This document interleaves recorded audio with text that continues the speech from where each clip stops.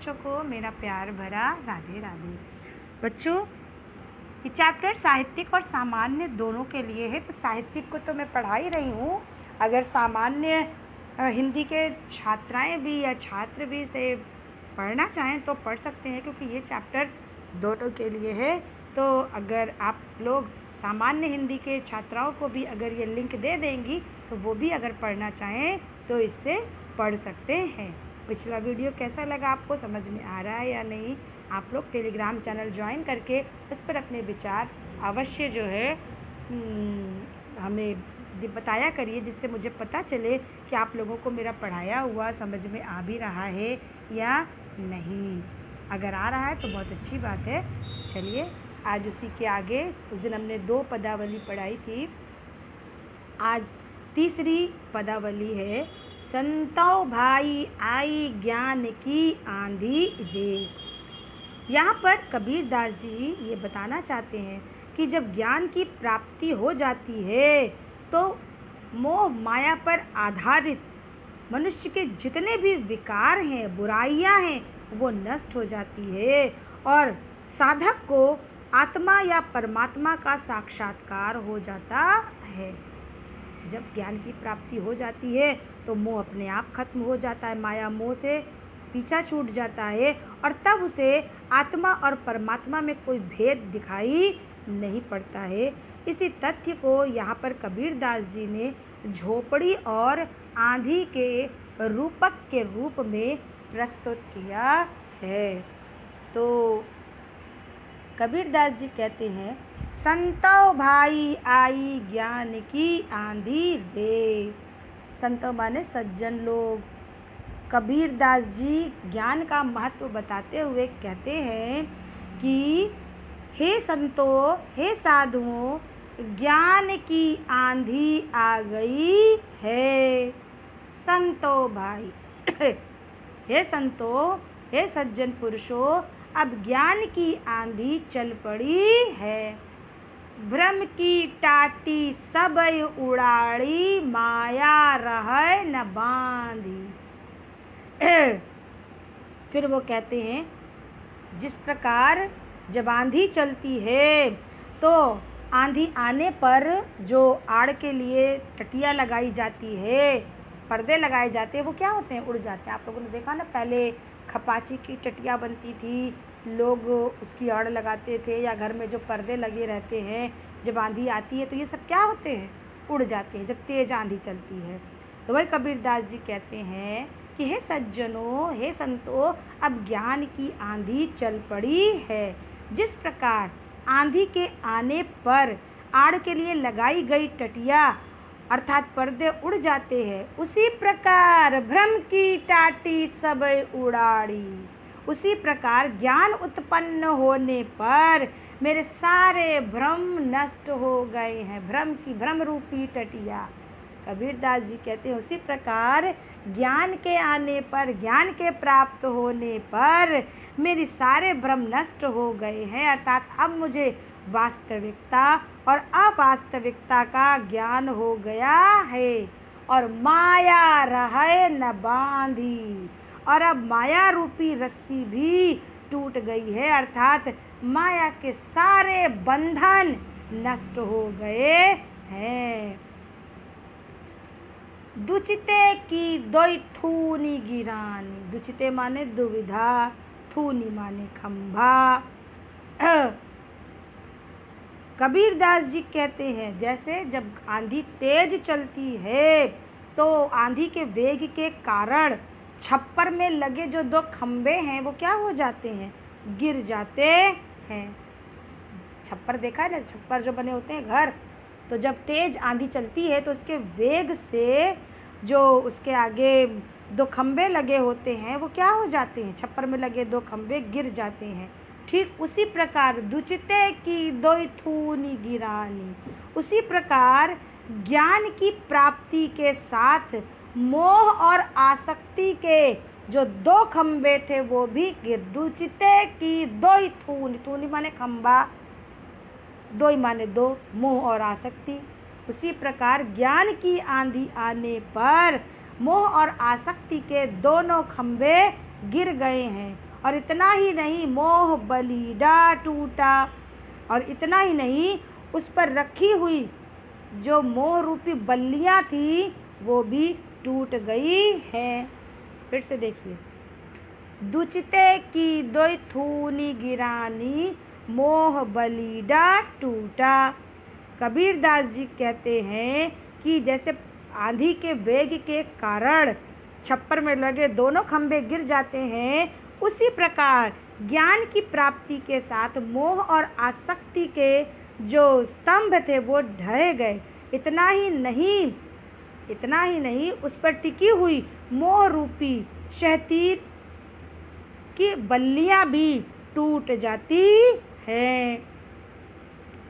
तृष्णा छानी परी घरी ऊपर, कुबुद्धि का भांडा फूटा। जब खंभे गिर गए, बल्लियां गिर पड़ी, तो छप्पर क्या होता है? गिर जाता है। तो ठीक तृष्णा माने इच्छा। ठीक उसी प्रकार जब मोह खत्म, आसक्ति खत्म हो गई, अज्ञानता खत्म हो गई, तो शारीरिक अहंकार रूपी छप्पर भी गिर पड़ा। तृष्णा इच्छा रूपी छप्पर भी गिर पड़ा। तृष्णा छानी परी घर ऊपर। कबीरदास जी कहते हैं जो मोह और आसक्ति के खंभे तो पहले ही गिर गए, और फिर उसके ऊपर उसको संभाले हुए मोह रूपी जो शहतीर की जो बल्लियाँ थी वो भी गिर पड़ी। अर्थात मोह तृष्णा सब समाप्त हो गई, और उसके समाप्त होते ही जो शारीरिक अहंकार रूपी छप्पर था वो भी गिर पड़ी। और कुबुद्धि का भांडा फूटा। कुबुद्धि माने दुर्बुद्धि, भांडा माने बर्तन। जिस प्रकार छप्पर गिरने से घर के अंदर रखे हुए बर्तन टूट जाते हैं कि नहीं, कि ठीक उसी प्रकार शारीरिक अहंकार रूपी छप्पर के गिर जाने से जो शरीर के अंदर के दुर्बुद्धि रूपी बर्तन थे वो सारे टूट गए। अर्थात मन के सारे विकार दूर हो गए। जोग जुगति कर संतव बांधी, निरचू चुवे न पानी। फिर कबीरदास जी कहते हैं कि अब तो छप्पर खत्म हो गया, जो अज्ञान रूपी छप्पर था वो सब नष्ट हो गया। शारीरिक अहंकार रूपी छप्पर के गिरने से मन के अंदर समस्त विकार जो है, दुर्बुद्धि रूपी जो बर्तन थे वो सब नष्ट हो गए। तो जोग जुगति, जोग माने योग, जुगति माने युक्तियाँ। जोग जुगति कर संतव बांधी, निरचू चुवे न पानी। तो कबीरदास जी कहते हैं तो संतों ने जब वास्तविकता को समझ लिया तो वे समझ गए कि अब बाहरी माया मोह व्यर्थ है, तो उन्होंने योग की युक्तियों को अपना करके सद्वृत्तियों की सहायता से अपने शरीर रूपी छप्पर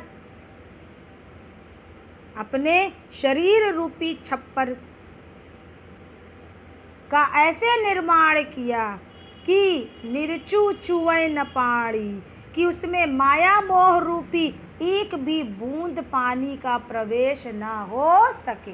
जब छप्पर गिर जाता है तो नए छप्पर बनाया जाता है, तो इस तरह से उसे बनाया जाता है कि बरसात आने पर उसमें एक बूंद भी पानी न चुए। तो वही कबीरदास जी कहते हैं जोग जुगति कर संतव बांधी, निरचू चुवे न पानी। कबीरदास जी कहते हैं कि जब संतों ने वास्तविकता को समझ लिया, वे समझ गए कि अब बाहरी छप्पर व्यर्थ, अर्थात बाहरी छप्पर का मतलब माया मोह व्यर्थ है, तो उन्होंने योग की युक्तियों को अपना करके सद्वृत्तियों की सहायता से अपने शरीर रूपी छप्पर का निर्माण किया।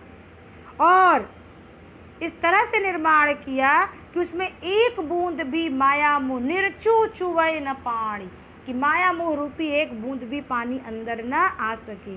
अकूड़ कपट काया का निकस्या, हर की गति जब जानी। कूड़ कपट काया का निकस्या, और इसका कूड़ा करकट तुरंत बाहर निकल गया, और अब शरीर रूपी छप्पर में विषय विकार रूपी एक बूंद भी नहीं आएगी।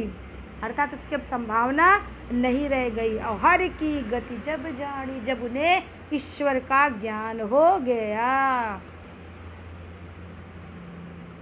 भक्त सज्जनों ने योग की युक्तियों का सहारा लेकर सद्वृत्तियों से अपने शरीर रूपी छप्पर का इस प्रकार निर्माण किया कि इसका सारा कूड़ा करकट बाहर निकल गया और अब शरीर रूपी छप्पर में विषय विकार रूपी एक बूंद पानी भी नहीं आ सकेगी। आंधी पीछे जो जल बूटा, प्रेम हरिजन भीना। जब आंधी आती है तो आंधी आने के बाद पानी भी बरसता है। उस पानी के बरसने से क्या होता है, वातावरण के जितने भी धूल हैं, गंदगी है, वो क्या हो जाती है, बैठ जाती है। तो वही कबीरदास जी कहते हैं, आंधी अर्थात ज्ञान की आंधी, जल बूठा माने जल में डूब जाना। ज्ञान की आंधी आने के बाद प्रभु के भक्ति रूपी जल की वर्षा हुई। आंधी पीछे जो जल बूठा, प्रेम हरिजन भीना। कबीरदास जी कहते हैं, ज्ञान की इस आंधी के आने के बाद प्रभु की भक्ति रूपी जब जल की वर्षा हुई तो उससे ईश्वर के जितने भी भक्त थे वो सारे भीग गए। अर्थात भीगने का मतलब भक्ति से सराबोर हो गए। कहे कबीर भान कह प्रगटे, उदित भया तम शीना। शीना माने छीड़। कबीरदास जी कहते हैं कि जल वर्षा के पश्चात जब ज्ञान रूपी सूर्य का उदय हुआ तो अज्ञान का अंधकार सदैव के लिए समाप्त हो गया। कहे कबीर भान के प्रगट, भान माने सूर्य अर्थात ज्ञान रूपी सूर्य। कबीरदास जी कहते हैं कि जब ज्ञान रूपी सूर्य का उदय हुआ, भया तमशीना, तम माने अंधकार अर्थात ज्ञान रूपी अंधकार, तो अज्ञान रूपी अंधकार सदैव के लिए नष्ट हो गया। और सारी चीज़ें वही है, रूपक और अतिशयोक्ति अलंकार है। यहाँ पर संयोग श्रृंगार नहीं है, यहाँ केवल शांत रस होगा क्योंकि ज्ञान की चर्चा हो रही है। तो यहाँ पर केवल शांत रस और गुण प्रसाद होगा। छंद गेय पद जैसे है वैसे ही रहेगा। चलिए, आया समझ में? अब इसी के आगे चलते हैं। पंडित बाद बदनते झूठा।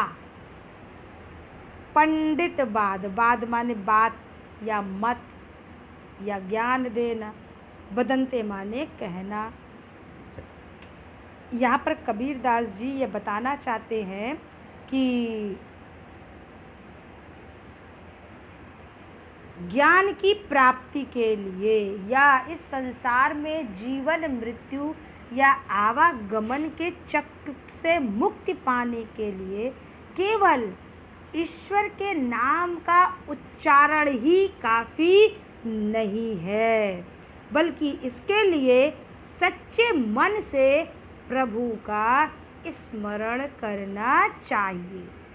केवल ऊपरी मन से ईश्वर का नाम लेते रहिए, उससे आवागमन के चक्र से मुक्ति नहीं मिलेगी। आवागमन के चक्र से तात्पर्य मोक्ष प्राप्त होना। मोक्ष प्राप्ति के लिए सच्चे हृदय से ईश्वर का नाम लेना पड़ेगा। इसीलिए वो कहते हैं, पंडित बाद बदनते झूठा। कबीरदास जी कहते हैं, पंडित का मतलब विद्वान लोगों का। विद्वान लोगों का ये कहना कि ईश्वर का नाम लेने मात्र से ही व्यक्ति को जन्म मरण या आवागमन के चक्र से मुक्ति मिल जाती है, तो ये जो कहते हैं वो झूठ बोलते हैं। पंडित बाद बदनते झूठा। कबीरदास जी कहते हैं, विद्वानों का ये कहना कि ईश्वर का नाम मात्र लेने से ही आप संसार के आवागमन के चक्र से मुक्ति मिल जाएगी, तो उनका ये कहना सत्य नहीं है। क्योंकि अगर ऐसा होता तो राम कहया दुनिया गति पावे, रामन ईश्वर। यदि उनका ये कहना सच है तो ईश्वर का नाम लेने मात्र से ही व्यक्ति को जन्म मरण से मुक्ति मिल जाती या उसे परम पद की प्राप्ति हो जानी चाहिए। राम कहया दुनिया गति पावे। अगर पंडितों का ये कथन सही है कि राम नाम का उच्चारण लेने मात्र से ही मोक्ष की प्राप्ति हो जाती है, तो ईश्वर का नाम लेने मात्र से ही आज समस्त सारी दुनिया को मोक्ष की प्राप्ति हो जानी चाहिए।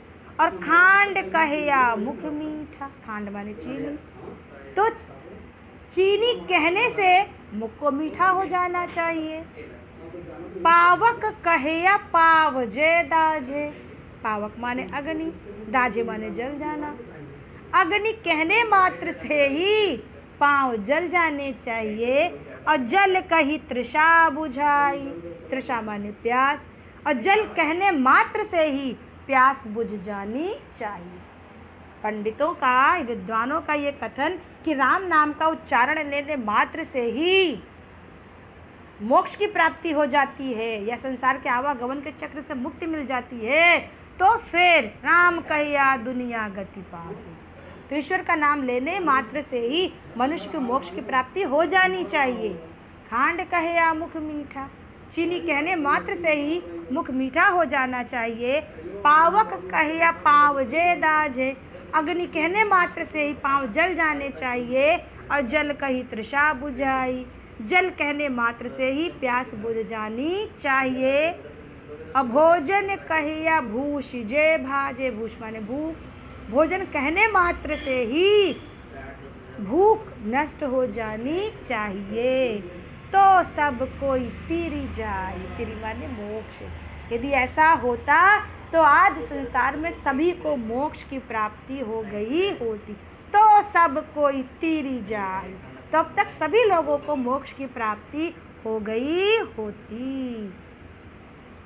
नर के साथ सुआ हरि बोले, कबीरदास जी कहते नर माने मनुष्य, सुआ माने तोता। मनुष्य के साथ तोता भी भगवान का नाम लेता है। जो लोग तोता पालते हैं तो उसे कहते हैं ना राम राम राम राम बोलो, वो भी राम राम बोलता है। तो नर के साथ सुआ हरि बोले, तोते के साथ, मनुष्य के साथ तोता भी ईश्वर का नाम लेता है, किंतु हरि प्रताप न जाने। वो तो केवल मनुष्य ईश्वर का नाम लेता है, हरि माने ईश्वर, प्रताप माने महत्व, लेकिन वो ईश्वर के नाम के महत्व को नहीं जानता है। उसे तो आप सिखा देते हैं राम राम बोले तो वो राम राम बोलता है, लेकिन वो ईश्वर के नाम के महत्व को नहीं जानता है। यही कारण है जो कबहू उड़ जाए जंगल में, बहुरी न सुरतय आणे।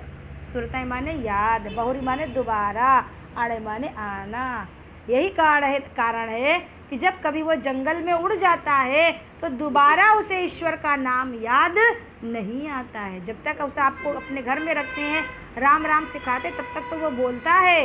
इसलिए बोलता है कि केवल आप उसे उच्चारण सिखाते हैं, उसके महत्व को नहीं बताते हैं कि राम का नाम लेने से क्या होता है, क्योंकि वो ईश्वर के महत्व को नहीं जानता है। यही कारण है कि जब कभी वो पिंजड़े से पिंजड़े का कैदी छूट जाता है, उड़ जाता है जंगल में, तो वो दोबारा उस राम के नाम को याद नहीं करता है।